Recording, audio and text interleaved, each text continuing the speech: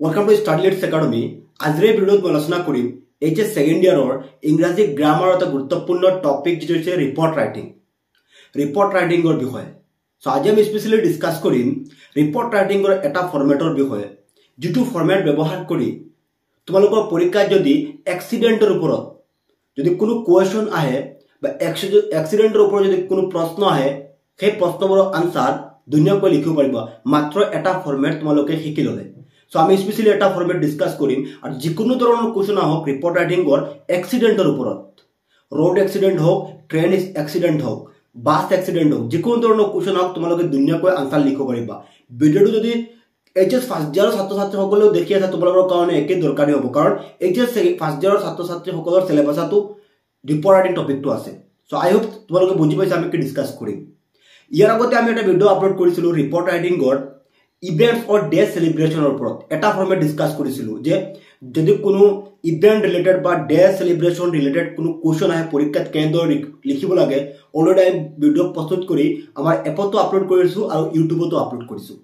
যদি সেই এক নম্বৰ ভিডিওটো তোমালোকে চোৱা নাই সেইটো ভিডিওটো চাই লবা, সেইটো ভিডিও ইম্পৰ্টেন্ট হ'ব। তো আজি আমি স্পেশালি ডিসকাস কৰিম report writing on accident either it's will be road accident, train accident, etc. I hope তোমালোকে বুজি পাইছা আৰু এটা ফৰমেট ডিসকাস কৰি তোমালোকে যদি ভালদৰে শিকি লোৱা পৰীক্ষাত যিকোনো ধৰণৰ কোশ্চেন আহক আনসাৰ লিখিব পাৰিবা এক্সিডেন্টৰ ওপৰত। তেতিয়াহ'লে আমি ভিডিওটো আৰম্ভ কৰোঁ। এতিয়া সেকেন্ড ইয়াৰৰ সমূহ ছাত্ৰ ছাত্ৰীৰ কাৰণে এটা গুড নিউজ। তোমালোকৰ English, Assamese, political science, education, স্বদেশ অধ্যয়ন, লজিক এণ্ড ফিলচফি আৰু বিহু এই কেইখন সাবজেক্টৰ উন্নত মানৰ মডেল কোশ্চেন পেপাৰ আমাৰ StudyLeads Academy এপত আমি আপলোড কৰি আছো। যেহেতু প্ৰতি বছৰ আমি পৰীক্ষাৰ আগ মুহূৰ্তত এই সাবজেক্টবোৰৰ মডেল কোশ্চেন পেপাৰ আমি প্ৰস্তুত কৰি আমাৰ এপত আপলোড কৰো আর প্রতি বছর আমি দেখা পাইছো যে 95% কৈ অধিক নাম্বার আমার মডেল কোশ্চেন পেপাৰবোৰৰ পৰা কমন আহে।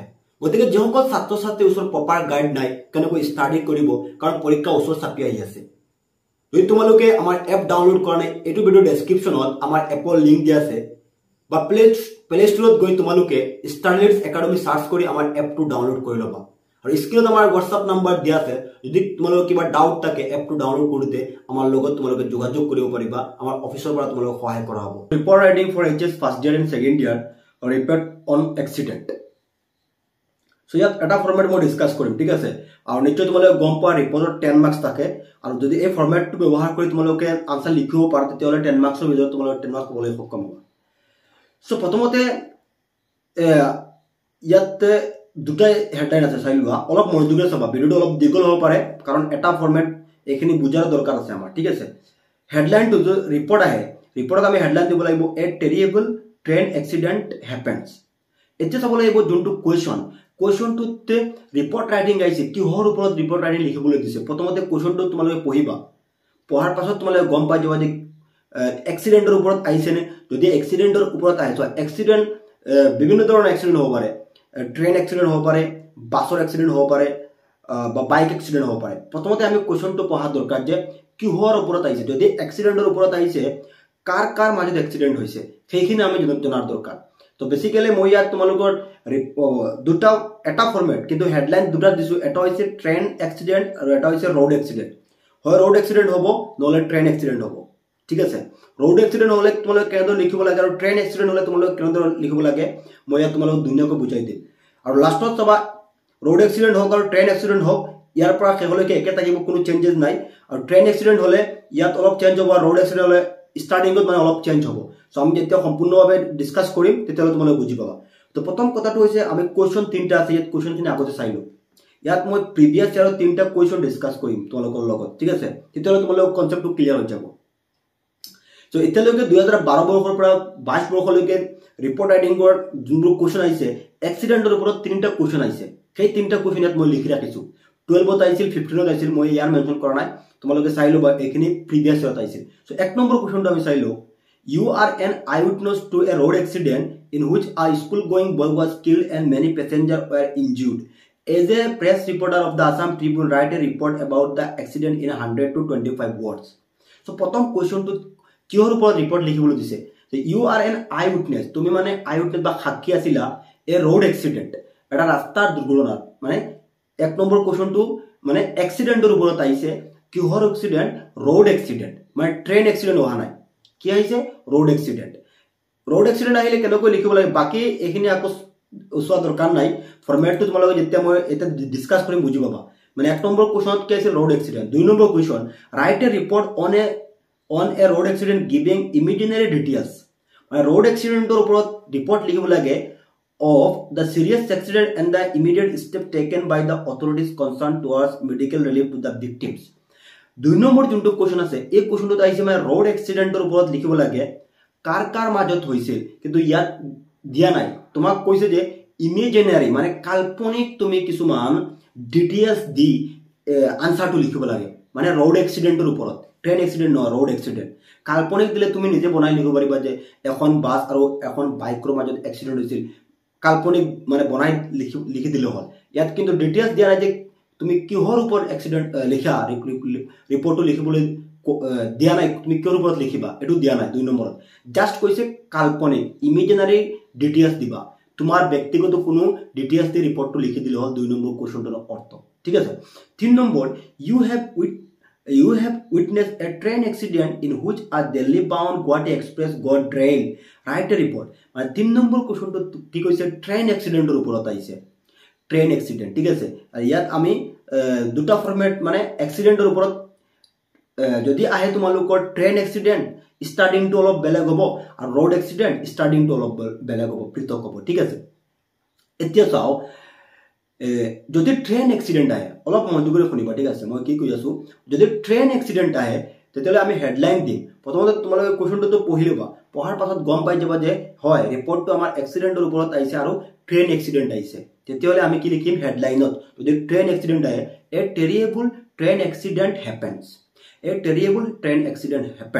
হ্যাপেন্স ঠিক আছে আৰু যদি আহে bus accident or road accident তো আমি কি লিখিম a terrible road accident happens ঠিক আছে নেক্সট আমি কি লিখিম reported by মানে reported by এর পাছত আমি কি লিখিম যেটো নাম থাকিব ইয়াত আছে অপৰ্ণা দিয়া আছে সৌৰভ দিয়া আছে ইয়াত আমি কি লিখি দিলে হল অপৰ্ণা সৌৰভ যেটো নাম আহিব সেটো আমি দিব লাগিব reported by ইয়াত মই নামটো লিখা নাই তোমালোকে লিখি দিবা ঠিক আছে এতিয়া ট্ৰেইন এক্সিডেন্টৰ ওপৰত যিকোনো কোৱেশ্চন আহক স্টাৰ্টিং আমাৰ কেনেকৈ হ'ব সোয়া প্ৰথমত তোমালোকে লিখি লিবা গুৱাহাটী যদি টাইম নাম কোৱেশ্চনত নাথাকে তেতিয়ালে লিখি দিবা গুৱাহাটী যদি টাইম নাম মেনশন থাকে তেতিয়ালে টাইম নাম লিখিবা ইয়াত তো আমাৰ কোৱেশ্চন তিনৰাত কোনো টাইম নাম মেনশন নাই আমি কি লিখিছো গুৱাহাটী 10th June 2023 ডেট যিকোনো ডেট দিলে হল ইয়াত কোনো অসুবিধা নাই তোমালোকে ৰিপৰ্ট ৰাইটিং কৰি এক্সিডেন্টৰ ওপৰত যদি ডেট মেনশন নাথাকে আৰু স্পেশালি ডেট মেনশন নাথাকে হায়াৰ সেকেন্ডাৰী ঠিক আছে আমি কি গম পাইছো যে ট্রেন এক্সিডেন্ট আইলে আমি কি লিখিম a terrible train accident happens reported by যোনটো নাম থাকিব সেটো আই যাব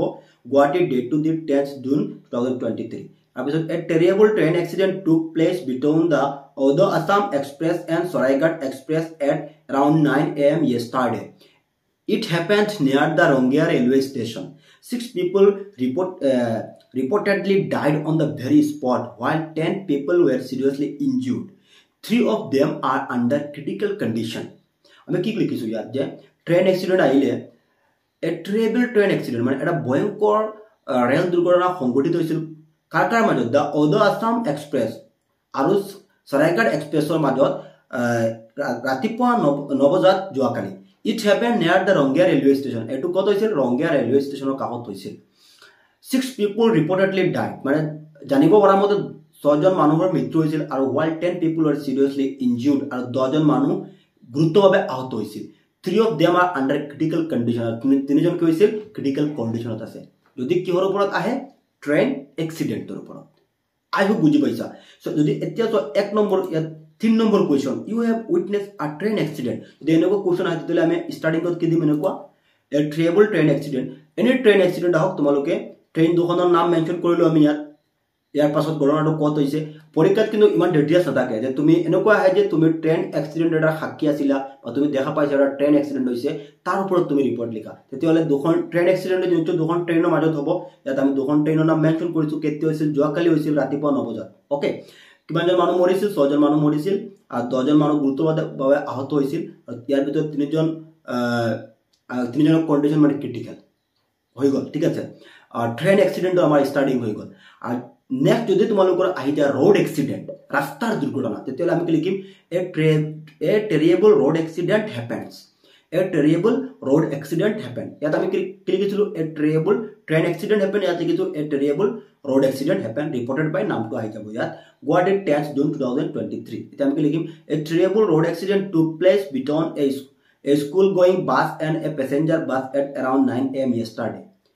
অলপ তাৰ লগত মিলো আছে, ইমান চেঞ্জেছ নাই। যে a terrible road accident মানে এটা ভয়ংকৰ road accident সংঘটিত হৈছিল এই স্কুল গোয়িং বাছ, এখন স্কুলত যোৱা বাছ আৰু এখন পেছেঞ্জাৰ বাছৰ মাজত ৰাতিপুৱা 9 বজাত যোৱাকালি। ইট হেপেন নিয়াৰ NH12।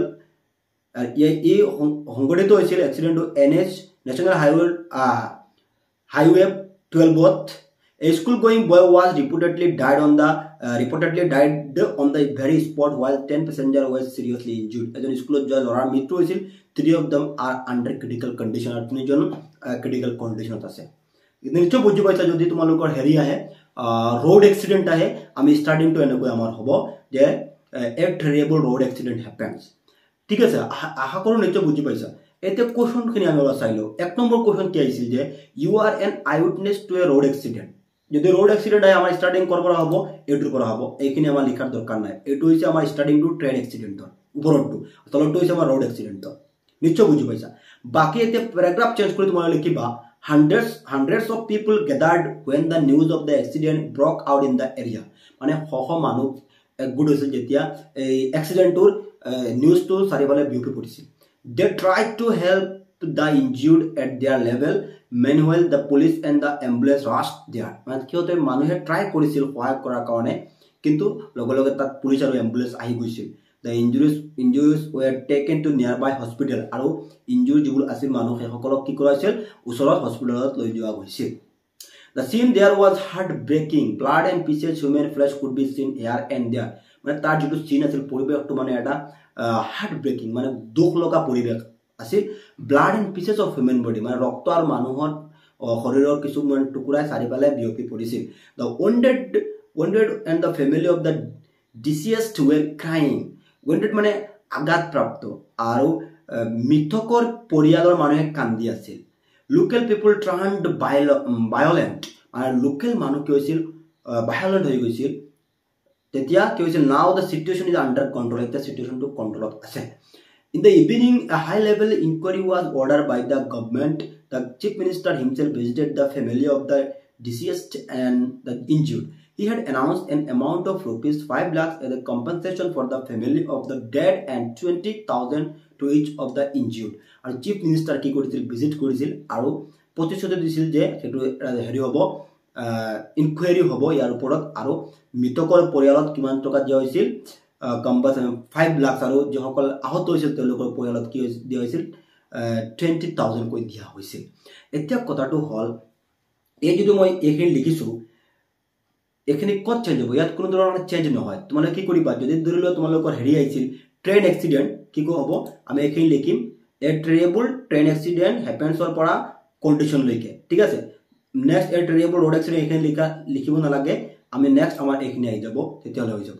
ইয়াত মানে হেৰি হৈছে যে ডাইৰেক্ট কোনো হেৰি নাই, তোমালোকে ইয়াত দিয়া হৈছে অসংখ্য মানুহ গেদাৰ হৈছিল, মানুহে চিঞৰ বাখৰ কৰিছিল, মৃতকৰ পৰিয়াল আহিছিল, এম্বুলেন্স আহিছিল, মানে প্ৰাইম মিনিষ্টাৰ আহিছিল, ঘৰত গৈছিল, ভিজিট কৰিছিল, আৰু প্ৰতিশ্ৰুতি দিছিল যে মানুহক সহায় কৰাৰ কাৰণে। এইখিনিয়ে ঠিক আছে। যদি এতিয়া তোমালোকৰ হেৰি আহিছে ৰোড এক্সিডেণ্ট, তেতিয়াহ'লে এ ট্ৰেবল ৰোড এক্সিডেণ্ট হেপেন্স এইখিনি লিখিলা, ইয়াৰ পৰা ডাইৰেক্ট এইটোতো হ'ব হেডলাইনত, পেৰাগ্ৰাফ চেঞ্জ কৰি এইখিনি লিখি দিলে হয়, আৰু একো নাই। কথাটো হৈছে প্ৰথমতে আমি চাব লাগিব যে যোনটো আমাৰ কুৱেশ্যন আহিছে এক্সিডেণ্টৰ ওপৰত আহিছেনে। যদি এক্সিডেণ্টৰ ওপৰত আহিছে কুৱেশ্যনটো পঢ়িবা।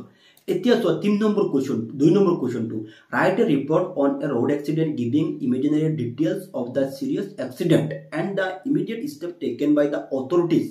ইয়াত কি হৈছে, right a report on a road accident, মানে ৰোড এক্সিডেণ্টৰ ওপৰত আহিছে, তেতিয়াহ'লে আমাৰ ষ্টাৰ্টিং ক'ৰ পৰা হ'ব, ইয়াৰ পৰা, এ ট্ৰেবল ৰোড এক্সিডেণ্ট হেপেন্স।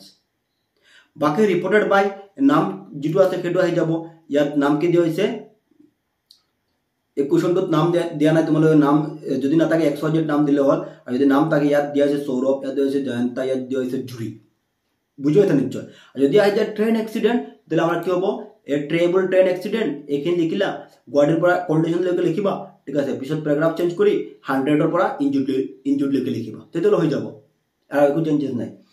চাবা কুৱেশ্যনটোত কিবা ইনফৰমেশ্যন দিছে নেকি ইয়াৰ পিছত মই কৈ দিওঁ যদি এনেকৈ মেনশ্যন কৰা থাকে যে ইমান মানুহৰ মৃত্যু হৈছিল ইমানজন মানুহৰ মানুহ আহত হৈছিল তেতিয়াহ'লে আমাৰ ইয়াত চেঞ্জেছ আহি যাব কিমানজন মানুহ মৃত্যু হৈছিল যে আমি লিখিছিলোঁ যে 6 people reportedly died যদি কুৱেশ্যনত মেনশ্যন থাকে যে 20 জন মানুহৰ মৃত্যু হৈছিল তেতিয়াহ'লে আমি লিখি দিম 20 people reportedly died কুৱেশ্যনত কিন্তু মেনশ্যন নাথাকে মই কুৱেশ্যন বেংকো চাইছোঁ বা প্ৰি ফাইনেল যোনবোৰ হৈছে ডিষ্ট্ৰিক্টত সেইবোৰৰ কুৱেশ্যন মই চাইছোঁ যে ডাইৰেক্ট এনেকৈ কুৱেশ্যন আহি যায় যে এটা তুমি এটা ট্ৰেইন এক্সিডেণ্টৰ সাক্ষী আছিলা তাৰ ওপৰত ৰিপৰ্ট লিখা তুমি এটা ৰোড এক্সিডেণ্টৰ সাক্ষী আছিলা তাৰ ওপৰত ৰিপৰ্ট লিখা তেতিয়াহ'লে তোমালোকৰ এই ফৰ্মেটটো ধুনীয়াকৈ ব্যৱহাৰ কৰি আনচাৰ লিখিব পাৰিবা আই হোপ তোমালোকে বুজি পাইছা ইমান বেছি কৰাৰ দৰকাৰ নাই একেবাৰে সহজ চিম্পলকৈ মই তোমালোকক বুজোৱাৰ চেষ্টা কৰিছোঁ ইয়াৰ পাছত যদি তোমালোকৰ কিবা ডাউট থাকে বুজাত অসুবিধা হৈছে তোমালোকে মোক এপত মেছেজ কৰিবা চেট চিষ্টেম আছে নিশ্চয় তোমালোকে গম পায় মেছেজ কৰিলে নিশ্চয় মই তোমালোকক বুজাই দিম আৰু তোমালোকে লাগিলে এইটো স্ক্ৰীনশ্বট কৰি লোৱা যিসকলে ইউটিউবত চাই আছা